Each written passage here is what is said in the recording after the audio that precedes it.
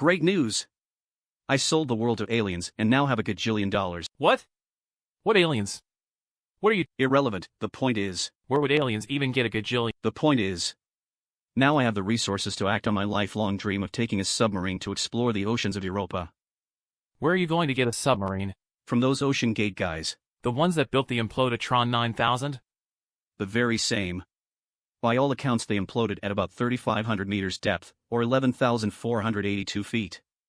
So by the universal axiom that if disaster happens at n value then n-1 is perfectly safe, then 11,482-1 subs height is fine.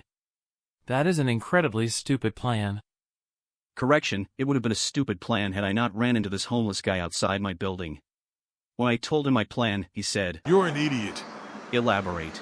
Europa is not Earth, and the pressure at 12,000 feet down on Earth will not be the same as it is there, because they are different bodies with different gravities. Well then, smart guy, how deep can I go on Europa? First, we need to establish a few key pieces of information. First, the Titan subpressure vessel consisted of a carbon fiber cylinder 4.6 feet in diameter and 8.3 feet in length, and was capped by two hemispherical titanium caps. Since we know that the caps didn't fail, then our focus should be on the carbon fiber cylinder. Specifically, how much fluid force was it able to withstand before it failed? We can find out the surface area of the cylinder by multiplying 2 pi times the radius times the length, which gives us 38.18 pi. To calculate the fluid force, we can divide that by the diameter of the cylinder in order to represent the surface area as a rectangle 4.6 feet in height and 8.3 pi feet in length. Since you said that its last known depth was 11,482 feet, then if we subtract one sub's height of 9 feet, we get an approximate safe depth of 11,473. We also know that the weight density of salt water on Earth is 65 pounds per cubic foot. Using that information, we can set up this expression.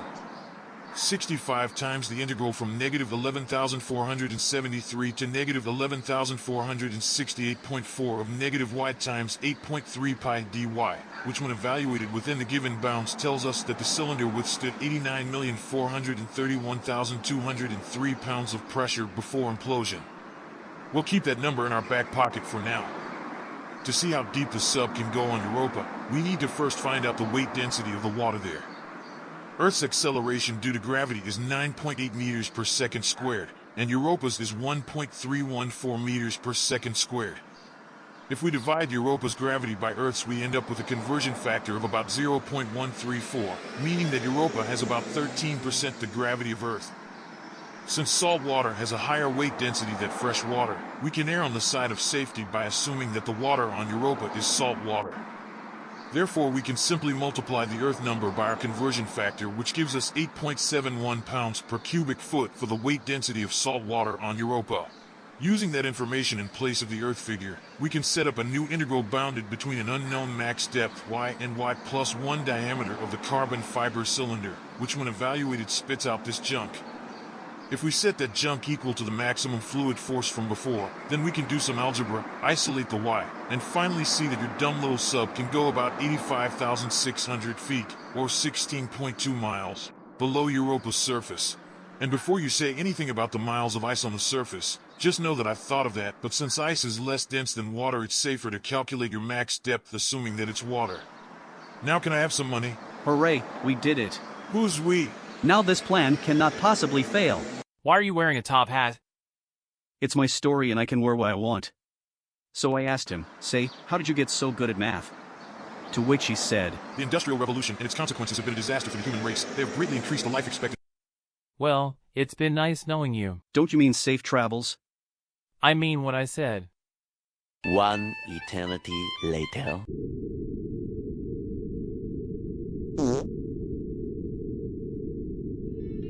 Years of work have brought me here, and here I will stay. I can't return to Earth because, as it turns out, people were pretty upset that I sold the world out from under them, and were all too happy to banish me from the planet. I'm not sure how long I can last on the provisions I have. Maybe I should have brought the math guy with me. The darkness here in the Sea of Europa is complete in a way that I've never experienced before.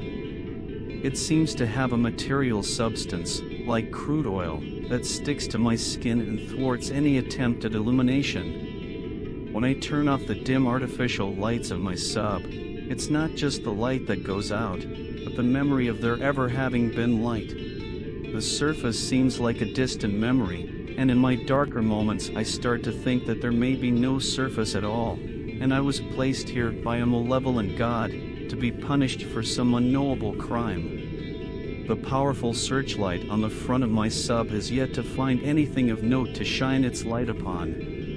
There are no space octopi as the hit 2013 documentary Europa report claimed, and there never were. This place is an almost unimaginably vast cathedral of nothingness, completely devoid of— Oh shit!